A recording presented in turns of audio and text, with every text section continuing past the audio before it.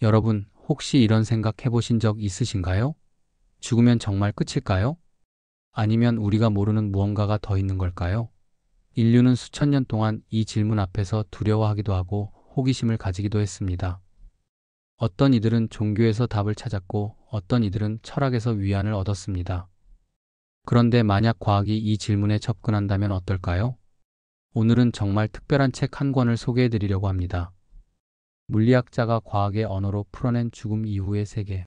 김성구 교수님의 과학이 주목하는 죽음 이후의 일들입니다. 2025년 8월 불광 출판사에서 출간된 이 책은 임사체험, 윤회, 전생기억, 그리고 불교 철학과 양자 물리학의 만남까지 다루는 정말 흥미진진한 여정을 담고 있습니다. 저자 김성구 교수님은 서울대학교 물리학과를 졸업하시고 미국 워싱턴 대학교에서 이론물리학 박사 학위를 받으신 후 이화여자대학교 교수로 재직하셨습니다. 평생 물리학과 불교 철학을 결합한 연구를 해오신 분이죠. 이미 아인슈타인의 우주적 종교와 불교, 현대물리학으로 풀어본 반야심경 같은 책들로 과학과 영성의 접점을 탐구해오신 학자입니다. 자, 그럼 이제부터 본격적으로 이 책이 펼쳐놓는 놀라운 세계 속으로 들어가 볼까요? 이야기는 임사체험으로 시작됩니다. 임사체험이 뭐냐고요?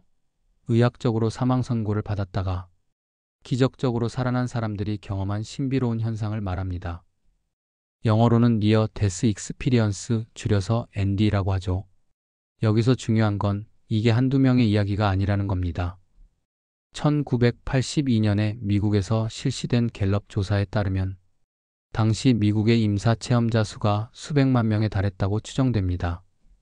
수백만 명이요. 이게 단순한 환각이나 망상으로 치부할 수 있는 숫자일까요? 놀라운 건 이들의 이야기에 공통된 패턴이 있다는 거예요.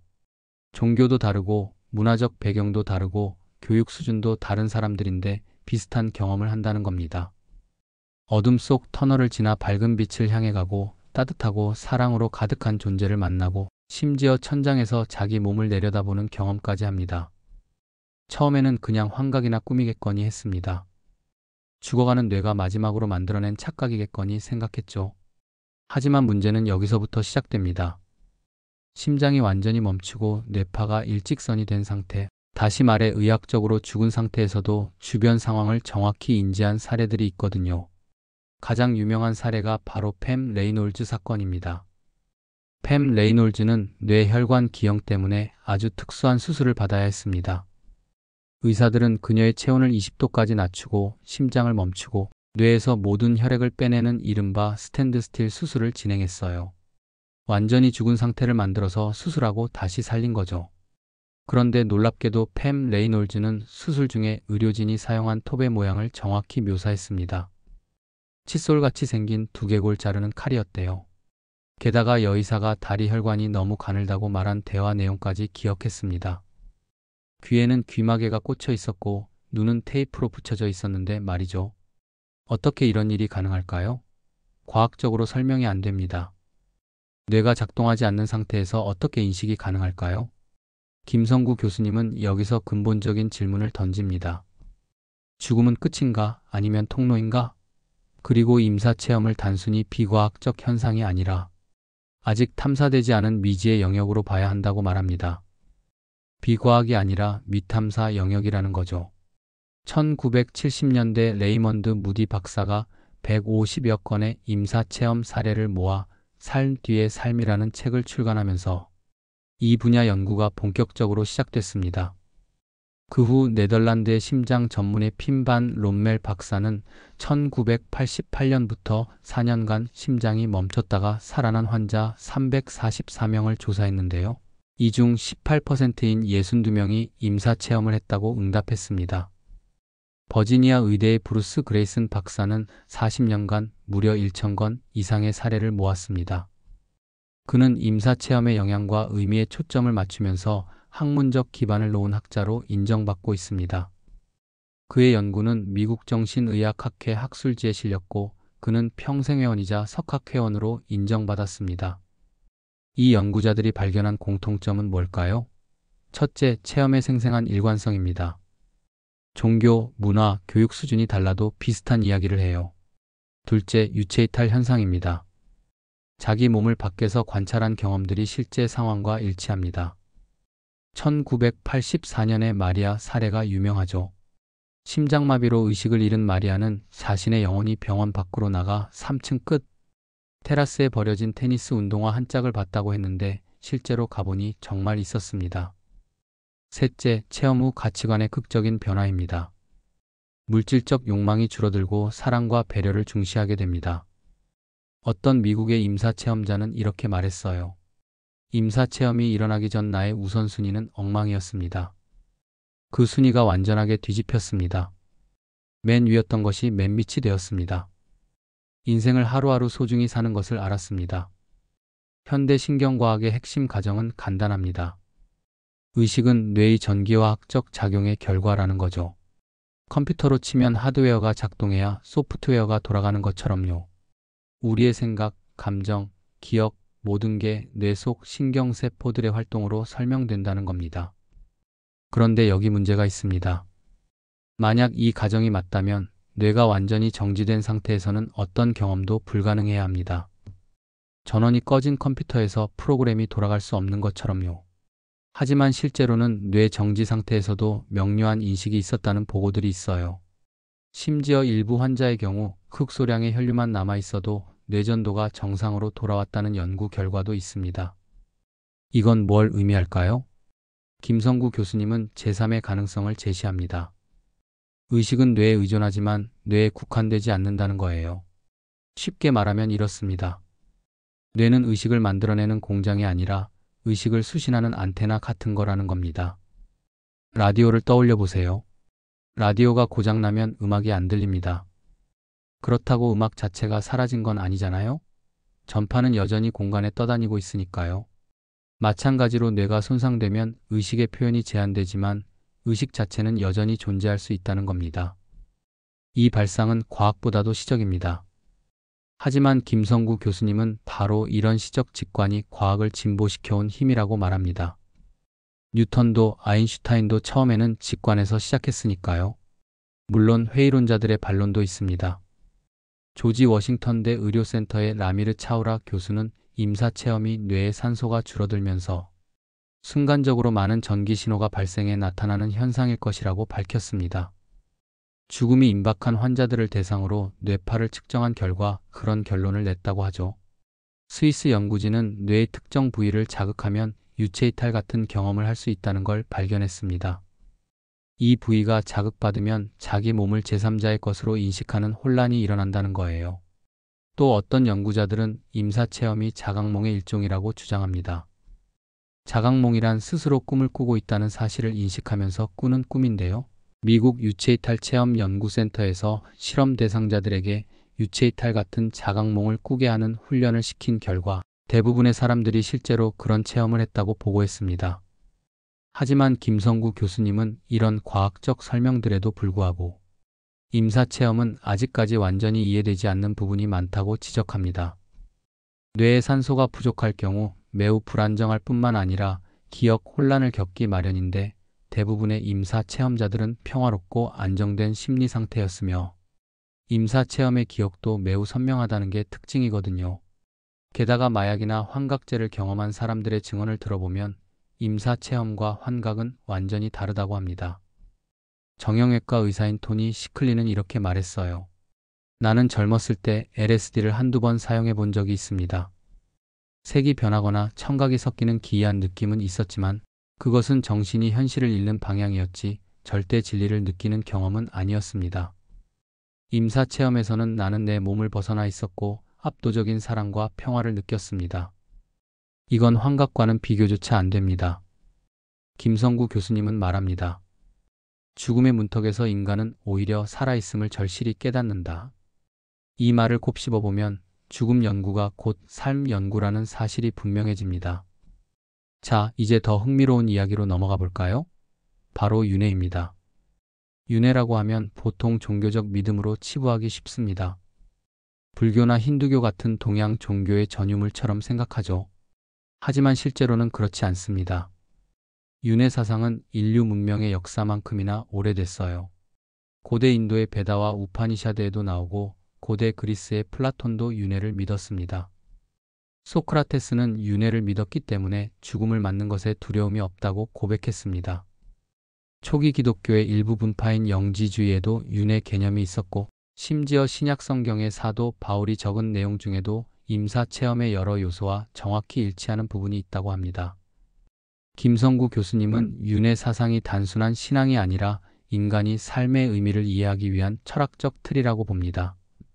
즉, 윤회는 생명의 연속성에 대한 감각이며 단절된 시간 속에서도 의미를 잇는 상징이라는 거죠.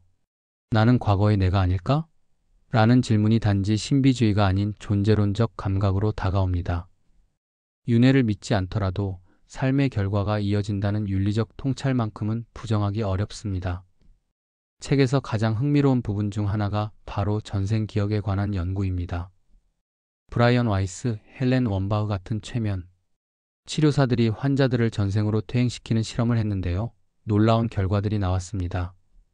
하지만 진짜 주목할 만한 연구는 버지니아 대학의 이안 스티븐슨 박사의 작업입니다.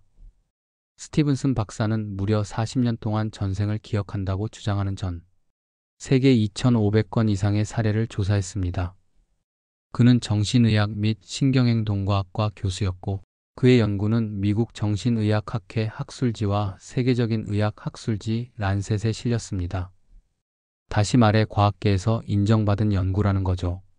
스티븐슨 박사가 조사한 사례 중 일부는 정말 놀랍습니다. 어린아이가 전생의 지명, 언어, 풍습을 정확히 묘사한 경우가 있었어요. 심지어 그 정보들이 실제로 확인되는 경우도 있었습니다. 인도의 샨티 데비 사례가 대표적입니다. 1930년대 인도에서 태어난 샨티 데비라는 소녀는 4살 때부터 자신의 전생 이야기를 하기 시작했습니다. 자신은 전생에 무트라라는 도시에서 룩이라는 이름으로 살았고 남편과 아이가 있었다고 했죠. 그녀는 집 구조, 이웃들의 이름, 일상생활의 사소한 사실들을 상세히 기억했습니다. 처음에는 아무도 믿지 않았습니다. 하지만 제공한 정보들이 사실임이 확인되자 많은 사람들의 관심을 끌었습니다. 1930년대 후반 스와타수드리 박사가 샨티의 주장을 조사했고 실제로 그녀를 전생의 도시로 데려갔습니다. 놀랍게도 샨티는 그곳의 거리를 정확히 찾아갔고 전생의 가족들을 알아봤으며 심지어 숨겨둔 돈의 위치까지 맞췄다고 합니다. 이안 스티븐슨 박사는 기자의 질문에 학자의 양심을 걸고 환생의 존재를 믿는다고 답했습니다. 하지만 김성구 교수님은 맹신하지 않습니다. 기억의 왜곡, 문화적 암시, 무의식의 구성적 작용을 고려하면서도 모든 설명으로는 다 해명되지 않는 나머지 영역이 있다고 조심스럽게 지적합니다. 과학자가 모른다는 말을 진심으로 할 때 그건 포기의 표현이 아니라 성찰의 시작입니다. 김성구 교수님의 어조에는 믿음이 아니라 경외심이 있어요. 바로 그 차이가 이 책을 진지하게 만듭니다. 여기서 김성구 교수님은 아주 흥미로운 시도를 합니다. 윤회를 에너지 보존 법칙으로 해석하는 거예요. 물리학의 기본 원리 중 하나가 뭐죠? 에너지는 사라지지 않고 형태만 변한다는 겁니다. 열 에너지가 운동 에너지로, 운동 에너지가 전기 에너지로 바뀌지만 총량은 보존됩니다. 그렇다면 의식이라는 에너지 패턴도 소멸이 아니라 변환의 과정을 겪을 수 있지 않을까요? 김성구 교수님은 양자 정보와 의식 사이의 유사성을 언급합니다. 양자 정보 이론에서는 정보는 절대 사라지지 않는다고 합니다. 블랙홀에 빨려 들어가도 정보는 어딘가에 보존된다는 거죠. 그렇다면 죽음은 정보의 소멸이 아니라 물리적 캐리어가 바뀌는 현상일 수 있다는 가설입니다. 하드디스크가 망가져도 거기 저장됐던 정보는 클라우드에 백업될 수 있는 것처럼요. 물론 이건 아직 가설입니다. 증명된 과학 이론이 아닙니다. 하지만 물리학의 언어로 윤회를 이야기하는 순간 신화가 논리로 변합니다. 동시에 과학의 언어가 다시 신비로 돌아가는 순간이기도 하고요. 그 경계에서 인간의 지성은 겸손해집니다. 책의 가장 흥미로운 부분은 바로 여기입니다. 김성구 교수님은 불교의 핵심 개념인 무아를 양자역학으로 재해석합니다. 무아란 뭘까요? 많은 사람들이 오해하는데 자아가 없다는 뜻이 아닙니다. 고정된 실체로서의 자아가 없다는 거예요. 매 순간 변하고 관계 속에서만 존재하는 게 우리의 자아라는 뜻입니다. 여러분, 지금의 여러분은 10년 전의 여러분과 같은 사람인가요? 몸의 세포는 대부분 교체됐고 생각과 가치관도 변했을 겁니다. 그럼 다른 사람인가요? 그것도 아니죠. 우리는 끊임없이 변하면서도 연속성을 유지하는 존재입니다. 이게 양자역학의 세계관과 정확히 일치합니다. 양자역학에서 입자는 독립적으로 존재하지 않아요. 관찰될 때마다 관계 속에서 새롭게 실현됩니다. 빛은 때로는 입자이고 때로는 파동입니다. 고정된 실체가 아니라 상황에 따라 변하는 거죠.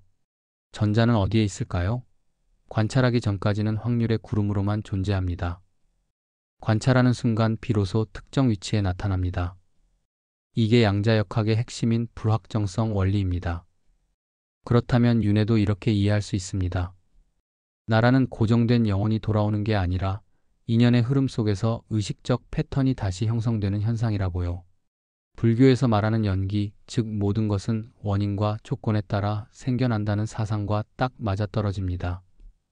이 대목에서 물리학 방정식 속에서 불교의 연기 사상이 떠오릅니다. 존재는 고정된 점이 아니라 관계로 이루어진 파동이에요. 그 생각만으로도 인간의 생명은 더 넓은 호흡 속으로 확장됩니다. 김성구 교수님은 업을 초자연적 심판으로 보지 않습니다. 대신 의식의 인과적 흔적으로 해석하죠. 우리가 하는 생각과 행위는 정보의 흔적으로 남아 다음 순간의 세계를 결정합니다. 그 흔적의 총합이 바로 윤회의 메커니즘이라는 거예요. 쉽게 말하면 이렇습니다. 여러분이 오늘 누군가에게 친절을 베풀면 그 행위는 단순히 사라지는 게 아닙니다. 상대방의 마음에 영향을 주고 그 사람의 다음 행동을 바꾸고 결국 세상의 흐름을 조금씩 바꿉니다. 그리고 그 변화는 다시 여러분에게 돌아옵니다. 이게 업의 법칙입니다. 업을 벌이 아니라 연결의 법칙으로 본다면 삶은 더 이상 우연이 아닙니다. 매 순간의 선택이 우주의 다음 장면을 쓴다는 생각은 묘한 경건함을 줍니다. 석가모니는 제자들에게 이렇게 가르쳤다고 합니다. 자신의 과거를 알고 싶으면 자신의 현재의 삶을 보라. 자신의 미래를 알고 싶으면 자신의 현재를 보라. 이어지는 삶들이 원인과 결과의 법칙에 따라 서로 연결되어 있다는 뜻입니다. 마지막 장에서 김성구 교수님은 과학적 증명보다 더 중요한 태도를 말합니다. 죽음 이후가 있든 없든 그 가능성만으로도 인간은 더 선하게 살 이유가 생긴다. 생각해 보세요. 만약 사후 세계가 있다면 어떻게 살아야 할까요? 내가 뿌린 씨앗을 결국 내가 거둔다면 누구나 바르게 살려고 노력하지 않을까요? 사후 세계가 있다면 삶의 태도가 크게 달라질 겁니다. 내가 뿌린 씨앗을 결국 내가 다 거두게 되는 것이 우주적 법칙이라면 누구나 바르게 살려고 노력하지 않을까요? 김성구 교수님은 죽음을 공포가 아니라 초대로 봅니다. 그 너머를 알 수 없기에 지금의 삶을 더 투명하게 살아야 한다고요. 죽음은 끝이 아니라 새로운 시작일 수도 있고 설령 끝이라 하더라도 그 끝 앞에서 우리는 지금 이 순간을 더 소중히 여기게 됩니다. 이 책을 관통하는 핵심 태도가 있습니다. 바로 호의적 회의주의예요. 김성구 교수님은 두 가지 극단을 모두 경계합니다. 하나는 검증 없이 모든 걸 믿는 고대적 미신입니다. 전생이 있다더라, 죽으면 천국 간다더라 하면서 무조건 믿어버리는 거죠. 이건 위험합니다. 사이비 종교나 미신에 빠질 수 있으니까요. 다른 하나는 새로운 현상을 무조건 부정하는 현대적 미신입니다. 과학적으로 증명 안 됐으니까 거짓이다. 내가 경험 안 했으니까 존재하지 않는다 하면서 모든 걸 부정해버리는 거죠. 이것도 위험합니다. 새로운 발견의 가능성을 막아버리니까요. 김성구 교수님은 그 중간을 택합니다. 열린 마음으로 가능성을 탐구하되 비판적 사고로 신중하게 검토하는 태도입니다. 의식이 뇌의 산물이라는 주장도 하나의 가정일 뿐이에요. 그게 절대적 진리는 아닙니다. 임사체험이나 윤회를 입증하는 객관적 사례들을 무시하고 기존 이론에만 매달리는 건 오히려 비과학적입니다. 하지만 동시에 명확한 검증 없이 현상을 그대로 받아들이는 것도 위험합니다. 진실은 언제나 그 중간 어딘가에 있습니다. 여러분, 이 책은 단순히 죽음 이후에 무엇이 있는지를 다루지 않습니다. 오히려 이렇게 되묻습니다. 만약 존재한다면 당신은 오늘 어떻게 살겠는가? 김성구 교수님의 문체는 단정하지 않고 어조는 조심스럽습니다. 그는 믿음이 아니라 탐구로, 확신이 아니라 경외로 이 주제를 다룹니다. 그래서 이 책은 영혼이 있다는 주장을 하는 책이 아니라 영혼이 있을 수도 있다는 가능성 앞에서 우리가 얼마나 겸손해야 하는지를 보여주는 책입니다. 결국 이 책을 덮는 순간 독자는 죽음이 아니라 삶을 더 깊이 생각하게 됩니다. 죽음 이후를 궁금해했던 독자일수록 지금 살아있는 매 순간의 신비를 새삼 느끼게 될 거예요. 과학자의 논리로 시작해 수행자의 침묵으로 끝나는 여정. 그것이 바로 이 책의 아름다움입니다. 여러분, 죽음은 끝이 아닐지도 모릅니다. 하지만 그보다 더 중요한 건 지금 이 순간을 어떻게 살 것인가입니다. 매 순간의 선택이 영혼을 만들고 오늘의 작은 행동이 내일의 우주를 만듭니다. 임사 체험을 한 사람들이 공통적으로 하는 말이 있습니다. 가장 중요한 건 사랑하는 법을 배우는 것이었습니다. 죽음의 문턱에 갔다 온 사람들이 깨달은 게 바로 이겁니다. 돈도 명예도 권력도 아닌 사랑. 다른 사람에 대한 배려와 연민, 그리고 자신에 대한 책임감.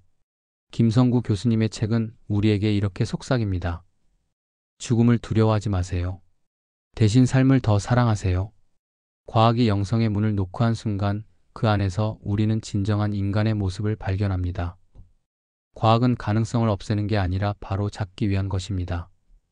우리가 과학적 진실로 여기는 많은 명제들, 예컨대 의식은 두뇌가 작동할 때만 존재한다는 주장 역시 더 이상 진실이 아닐 수도 있습니다. 그리고 임사체험이나 윤회를 입증하는 객관적인 사례를 무시한 채 기존 이론에만 근거해 새로운 현상을 부정하는 태도는 오히려 현대적 미신에 가까울 수 있습니다. 지금까지 김성구 교수님의 과학이 주목하는 죽음 이후의 일들을 함께 살펴봤습니다.